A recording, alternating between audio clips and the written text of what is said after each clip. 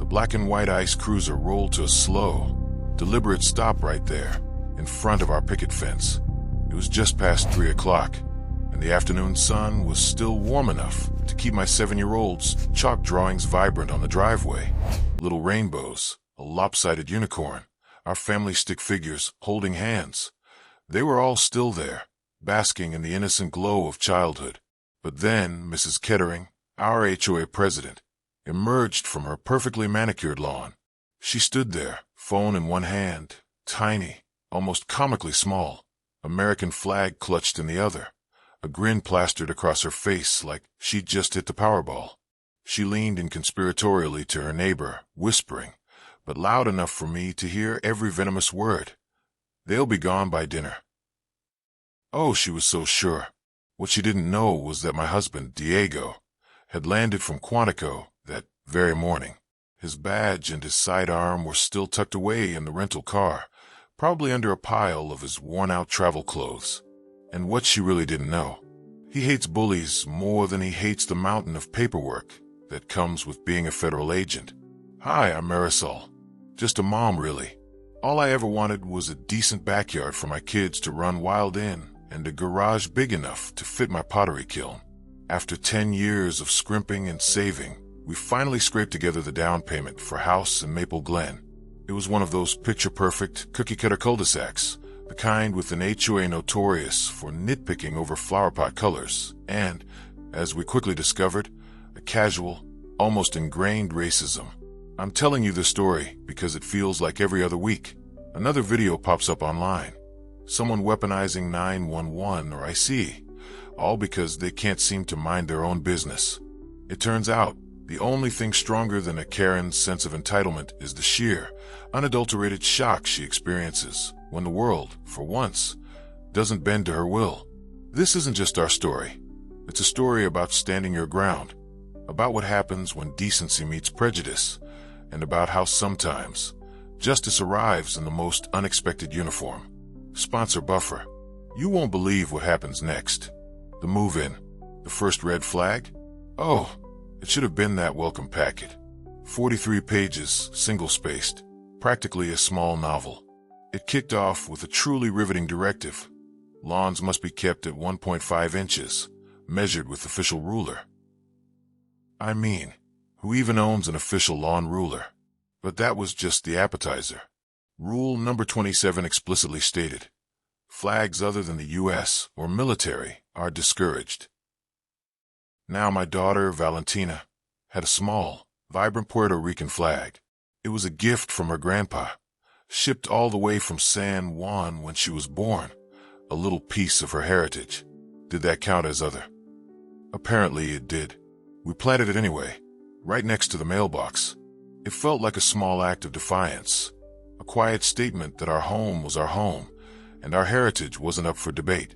Day 3, a pastel yellow golf cart, looking like something out of a bad suburban sitcom, puttered up our driveway. Out stepped Diane Kettering, blonde bob, perfectly coiffed, a pastel sweater knotted over her shoulders, despite the sweltering July heat. Her oversized sunglasses reflected my porch like a scene from a cheesy cop show. She introduced herself with an air of self-importance that could fill a stadium. Diane Kettering, president of the Maple Glen Homeowners Association, retired paralegal, and guardian of property values. She emphasized guardian with a little nod, as if she were single-handedly protecting us from impending doom. Then, she handed me a pre-printed violation slip. It read, unapproved flag, $25 daily fine. I actually laughed. I thought, this has to be a quirky neighbor gag, right? A new resident initiation? It wasn't. Her face remained impassive, a slight smirk playing on her lips. Trying to be neighborly, trying to keep the peace. I invited her inside for coffee. What else do you do when someone hands you a fine for a flag? She accepted, but her eyes, now free of the sunglasses, didn't miss a thing. She scanned my living room like she was cataloging evidence for a future court case. 2 pairs of shoes by the door.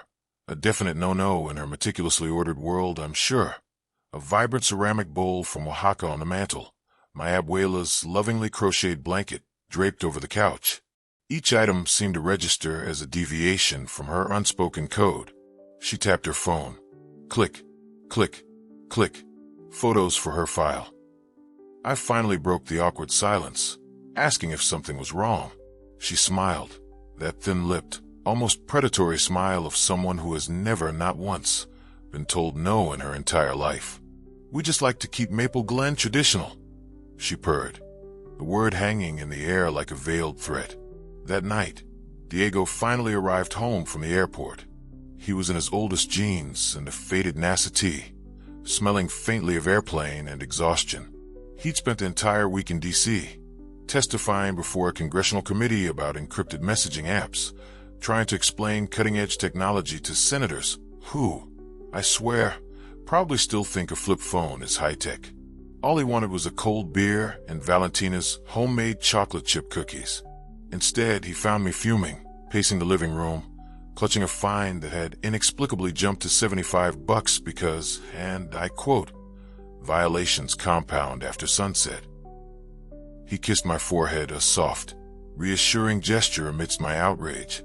"Let's play nice," he said, his voice calm, almost too calm, until nice doesn't work anymore.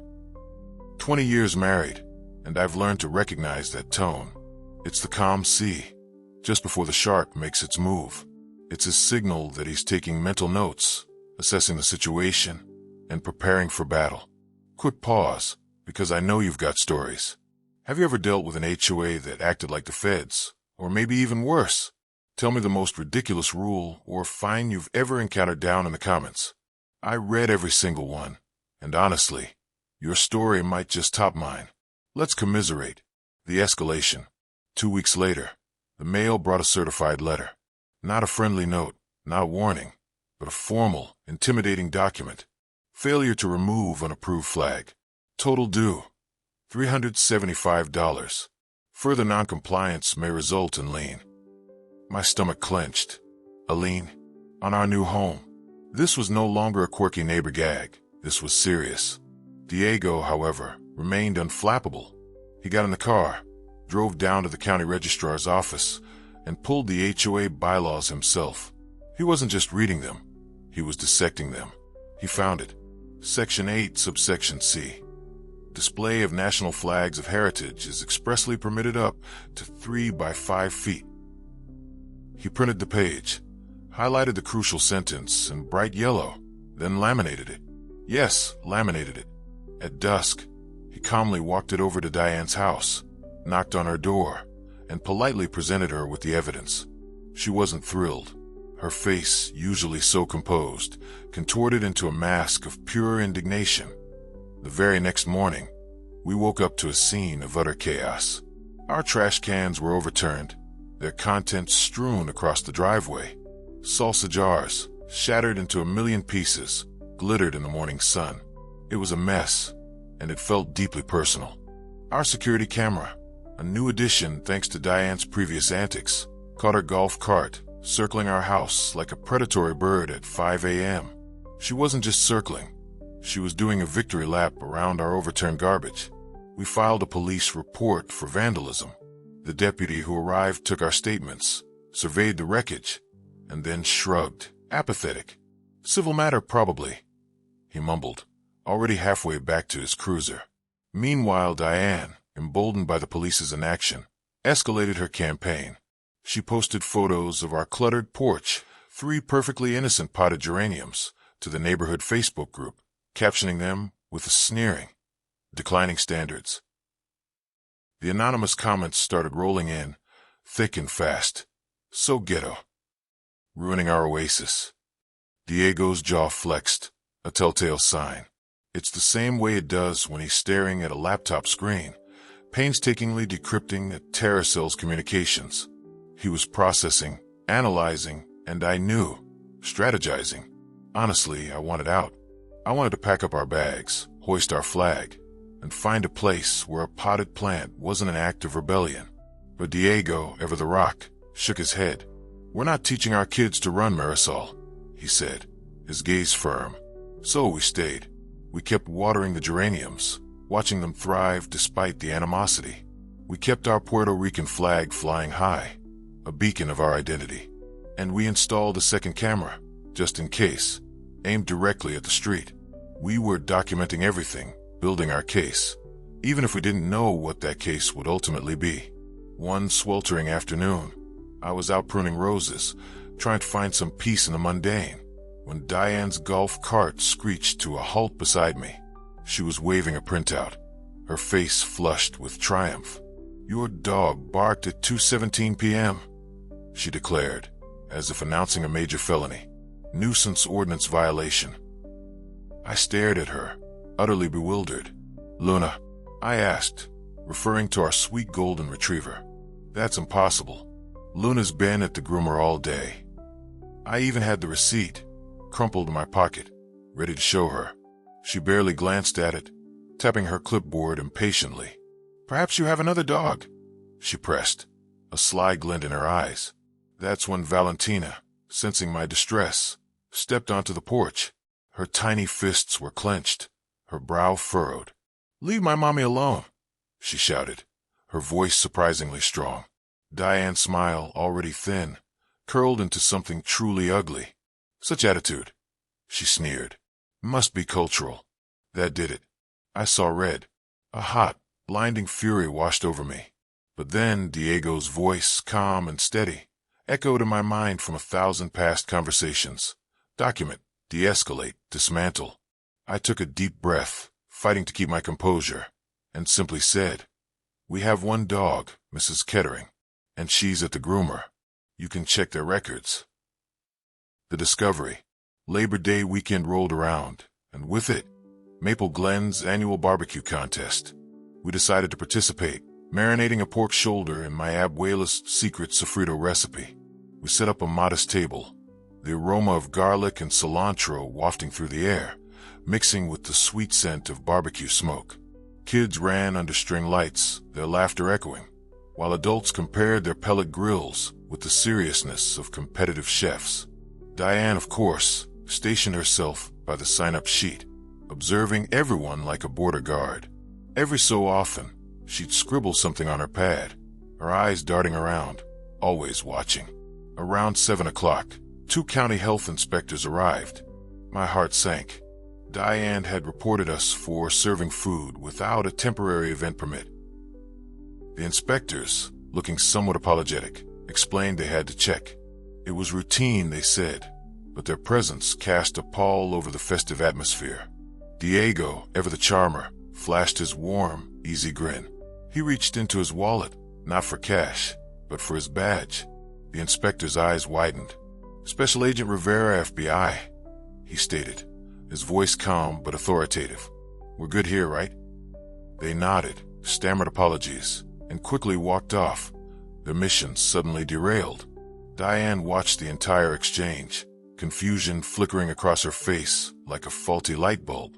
It was a small victory, but a victory nonetheless. But the real bomb, the one that would truly shake Diane's carefully constructed world, dropped the following Tuesday. Diego was up in the attic, meticulously labeling boxes of old tax returns and sentimental junk, when he stumbled upon something unexpected. Tucked away amongst some dusty blueprints, he found Diane's original 1998 property survey. It had been left behind by the previous owners, a forgotten relic. As he unfolded it, a slow, knowing smile spread across his face. The corner measurements didn't match the fence she'd erected last spring. Not even close. Translation: her prized koi pond, her meticulously landscaped gazebo, and that quaint little footbridge she was so proud of, all sprawled a good 3 feet onto communal green space. This wasn't just an HOA violation. This was a county setback rule violation, an illegal structure, mandatory removal, a potential fine that would make our flag fines look like pocket change. Diego didn't just look at it. He went into full FBI agent mode. He photocopied the survey, cross-referenced it with official parcel maps at the county office, and highlighted every single discrepancy in neon yellow. He didn't say much when he came home, just kissed my cheek, his eyes gleaming with a quiet intensity. "Checkmate in 3 moves, mi amor," he whispered. I knew then that Diane Kettering's reign was about to come to a very abrupt end. If you're enjoying this roller coaster ride of neighborly drama, Do me a solid. Smash that like button so YouTube knows you want more neighbor versus neighbor showdowns. Seriously, it helps us out. And while you're at it, drop your craziest HOA find story in the comments. I need fresh outrage for future videos, and I know you guys have some doozies. Section 4. The ICE Call. October 2nd. Valentina's birthday. We were busy stringing piñata rope over the sturdy oak branch in our backyard, filling the brightly colored donkey with Hershey Kisses, because, let's be honest, chocolate melts faster than tradition in our house. The air was filled with anticipation and the sweet scent of cake. Then, precisely at 9 a.m., Diane marched up our driveway, her iPhone held aloft, recording everything. "I've contacted ICE about your residency status," she announced, her voice dripping with malicious satisfaction. "They're very interested." She enunciated each syllable with exaggerated clarity, as if speaking to a particularly slow kindergarten class. My stomach plummeted, landing somewhere around my sneakers. Fear, cold and sharp, gripped my chest. Diego, however, remained unervingly calm. He simply looked at her, his expression unreadable, and asked, in a voice that was too quiet for the gravity of the words, if she understood 18 U.S. Code Section 242, deprivation of rights under color of law. She blinked, her phone still recording. Clearly unfazed by legal jargon, she didn't comprehend at 3 p.m., just as the first few birthday guests were starting to arrive. The ICE SUV pulled up. Not just one, but 2 agents in navy polos stepped out, their presence instantly casting a shadow over our festive yard. Diane hovered behind them, a smug, triumphant smirk plastered across her face, looking like the cat who'd swallowed the canary. I clutched Valentina's hand so tight, she let out a tiny squeak of protest. Inside, Luna, sensing the tension, began to bark frantically. The lead agent approached, his gaze sweeping over our yard, then landing on Diego. He did a double take. A moment of confusion, then recognition dawned in his eyes. "Riv," he exclaimed, his voice laced with surprise. "Thought you were on leave." It turned out they weren't strangers. They'd trained together at FLEC, the Federal Law Enforcement Training Centers. They'd shot pistols on the same muddy range, shared bad coffee during late-night drills. Diego, with a slight, almost imperceptible smile, pulled out his FBI identification. The agent's demeanor shifted instantly. They pivoted, turning their full attention to Diane. "Ma'am," the lead agent asked, his tone now sharp, authoritative. "Did you knowingly file a false report?" Her mouth opened, closed, opened again, like a dying goldfish gasping for air. The color drained from her face. She knew. False reporting to a federal agency. Federal crime. Up to 5 years in prison. Her pastel sweater, usually so perfectly draped, seemed to slip off her shoulder, a visual metaphor for her unraveling composure. She turned an alarming shade of white, her carefully constructed world crumbling around her. Diego, ever the professional, asked the agents for a moment alone with Diane. They stepped aside, conferring in low voices. I caught fragments. Administrative violation. Malicious prosecution. Teachable moment. The phrase teachable moment hung in the air, heavy with implication. Diane, desperate to escape, tried to retreat, but her pastel golf cart, her trusty steed of suburban tyranny, suddenly wouldn't start. Battery dead. In her desperation, she started dragging it backwards, in her heels, the freshly cut grass streaking across her pristine white shoes. It was a pathetic, almost comical sight, but there was no joy in it for me. Only a deep sense of weary vindication. The consequences. 2 days later, the HOA received a certified letter. It wasn't from us. It was from the U.S. Attorney's Office, Civil Rights Division. The subject line alone was enough to send shivers down anyone's spine. Alleged misuse of federal agencies for harassment. They weren't messing around. The letter requested a mountain of documents. All HOA bylaws, financial records, Diane's entire correspondence history, everything. Almost immediately, the HOA's bank accounts were frozen pending inquiry. Panic rippled through the usually placid waters of Maple Glen. Diane's private lawyer, probably seeing the writing on the wall, strongly advised her to resign. But Diane, ever stubborn, ever convinced of her own righteousness, refused. The HOA board, now facing a full-blown federal investigation and frozen funds, had no choice but to call an emergency meeting. Diane showed up, defiant, with a freshly coiffed hairdo and a noticeable tremor in her voice. The minutes from that meeting, thankfully, were leaked to me by a sympathetic secretary, a quiet woman who had endured Diane's tyranny for years. The motion was clear. Motion to remove President Kettering for conduct unbecoming of her office. The vote was unanimous. -1. Diane, of course, voted against her own removal. It was a small, almost pathetic act of self-preservation. But the county setback violation? That was a completely separate beast, and it was still very much alive. Code enforcement, now fully aware of the situation thanks to Diego's meticulous documentation, tagged her koi pond, her gazebo, and that cute little footbridge she'd installed without a single permit. The total fines, a staggering $17,400. And the deadline for removal? A non-negotiable 30 days. She appealed, naturally. She lost. She appealed again, even harder, convinced she could charm or intimidate her way out of it. She lost even harder. On top of all that, the ICE agents, having been subjected to a false report and having their time wasted, filed a professional complaint against her for misuse of a federal emblem.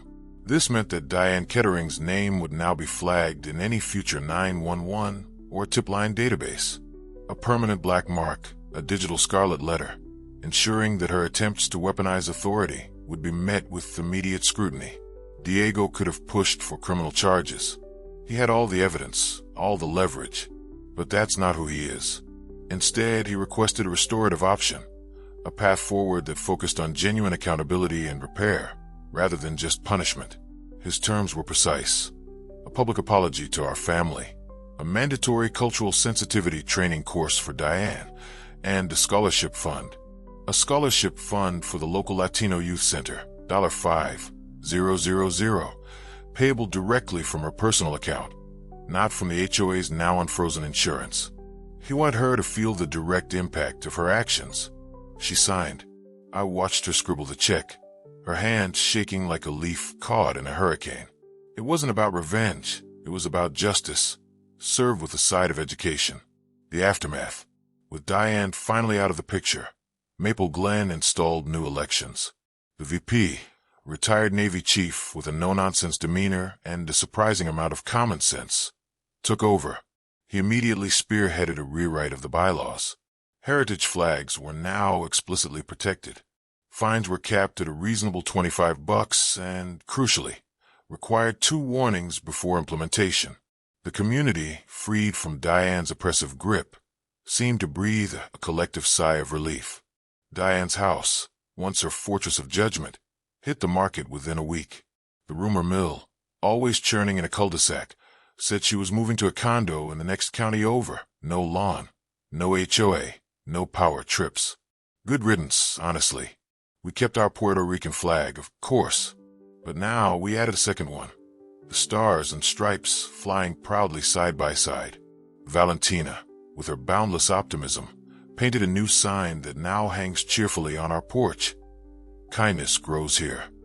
Luna, our golden retriever, gets unlimited fetch sessions. Her barks now just happy sounds, not evidence. And the geraniums? They're absolutely thriving, vibrant and resilient. And every so often, an IC or FBI cruiser will drive by, the officers inside waving like old friends. It's funny, isn't it? How quickly fear can flip to safety when justice, real justice, shows up wearing the right badge. It reminds you that good people exist in every uniform, and that sometimes the biggest bullies are the ones who are truly powerless. So, that's how our welcome wagon almost deported itself. It was a wild ride, a testament to how quickly things can escalate when prejudice takes root. If you're ever facing an HOA from hell, remember this. Document absolutely everything. Know your rights inside and out. And well, maybe marry someone who's trained to dismantle criminal networks. Kidding mostly. But seriously, be prepared. Share this story with anyone who loves a good karma video, because this one's got it in spades. Drop your own HOA horror story below. Let's create a sanctuary of shared outrage.